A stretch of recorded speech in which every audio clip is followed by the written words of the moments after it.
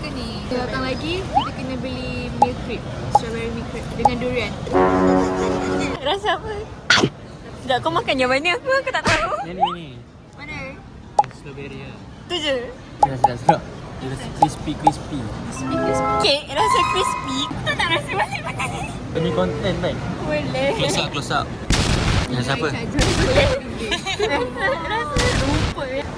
Hana masak hari ni. Rasa ayam komplet sangat ni. Sup. Smear. Kita kena review rumah-rumah ni ya. Jom. Tu tengok belakang. Baju siapa ni? Ada siapa kat rumah kau ni? Asal buka dua teruk? Cantik gila. Trinax. Sangat-sangat. Kalau kat American House kan selalu ada. Weh nak je. Mahal. Saya promoter IKEA tak berbayar. Strawberry. Banyaknya sebenarnya. Ada lagi. What you shopping? Shopping di air. Kita ke rumah seterusnya. Ada bilik ni lah. Mahal. Weh ada lampu weh. Lu ada banyak ni je bagi-bagi. Touch apa weh? Tekan. Oh. Tak kahwin lu. Yang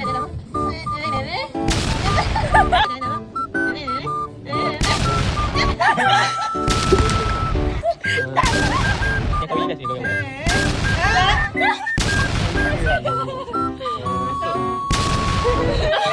Kau kahwin lah Saikal. Mana anak aku tak boleh. Kau yang tak balik, anak tak balik. Keras.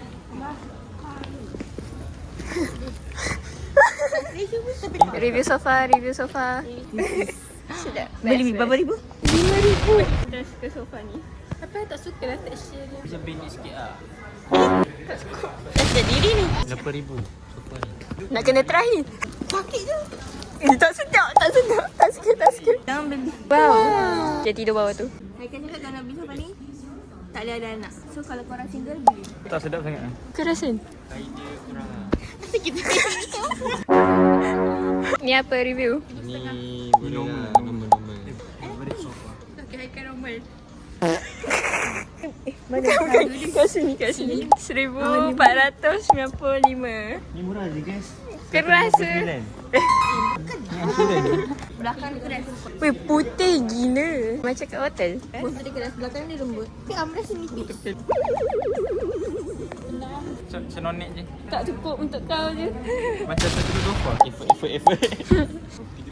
Dua. Mana? Aku dah tengok tadi 2,000. 2,000 saja. Tolak RM5. Dah besar ke dapat kat sini? Kata college Melati je. Taklah nak pegang botol. Bawakan lah. Nak sikit. Kau minum kau bawakan. Dah Haikal, dah hilang. Oh, dah duduk dah kat situ rupanya. Pusing-pusing. Ni apa? Barbecue. Mahal gila. 70. Gila lembut weh. iPad IKEA. Ni Duolingo. Anak saya nak baca. Macam bapak-bapak. Dah cincang nak beli bantal ni. Kalau pakai 10 tahun masih RM7 lah. Setahun tu. Setahun.